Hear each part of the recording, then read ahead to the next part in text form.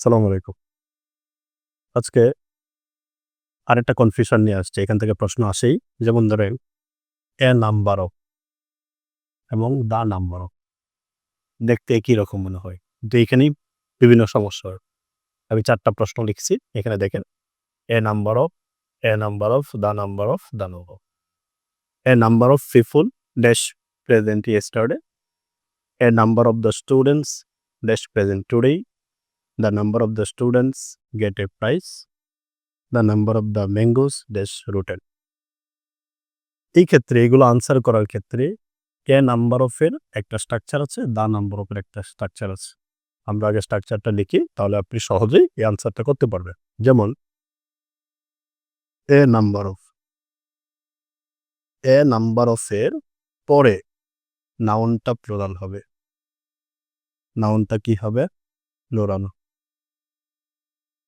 A number of এর পরে নাউনটা প্লুরাল এবং the number of, the number of, এই এ নাম্বার অফ এবং দা নাম্বার অফ এর পরে যে নাউন থাকবে ওই নাউনটা প্লুরাল হবে। ২ জায়গায় প্লুরাল হবে। কিন্তু ভার্বের ক্ষেত্রে একটু পার্থক্য আছে। যদি a number of plus plural noun হয়, এক্ষেত্রে ভার্বটা হবে প্লুরাল। ভার্ব হবে প্লুরাল। আবার এইখানে ভার্ব হবে সিঙ্গুলার। যদি আপনি এইটুকু মনে রাখতে পারেন, এখান থেকে প্রশ্ন আসে। এ নাম্বার অফ এবং দা নাম্বার অফ, এখান থেকে প্রশ্ন আসেই। আপনি শুধু এইটুকু মনে রাখেন। এ নাম্বার অফ এর পরে noun plural, verb plural. The number of এর পরে নাউন প্লুরাল, ভার্ব সিঙ্গুলার। এই ২ টা নিয়ম দিয়ে আপনি ৪ টা কোয়েশ্চেন আনসার করতে পারবেন। আপনি নিজেই পারবেন। একটু চেষ্টা করে। A number of people be present yesterday. এখানে ইয়েস্টারডে আছে। এটা সময় নির্দেশক অ্যাডভার্ব আছে। ইয়েস্টারডে থাকলে আমরা জানি সিম্পল পাস্ট টেন্স হয়। মানে হচ্ছে পাস্ট ইনডিফিনিট টেন্স। আর ফার্স্ট ইনডিফিনিট টেন্সে বি মানে হচ্ছে ওয়াজ আর হচ্ছে ওয়্যার। তাহলে a number of people, people যেহেতু প্লুরাল তাহলে ভার্ব প্লুরাল হবে। তাহলে এটা হচ্ছে সিঙ্গুলার, এটা plural.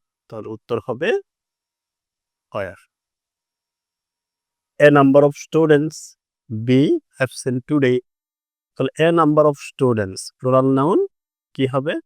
R the number of students, the number of এর পরে নাউন প্লুরাল, ভার্ব সিঙ্গুলার। গেটের সিঙ্গুলার ভার্ব কি?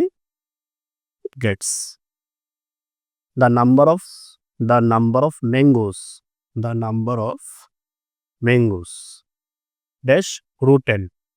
নাম্বার অফ এর পরে এই যে নাউনটা, নাউনটা হচ্ছে প্লুরাল আর ভার্ব হবে কি? সিঙ্গুলার। ঠিক আছে?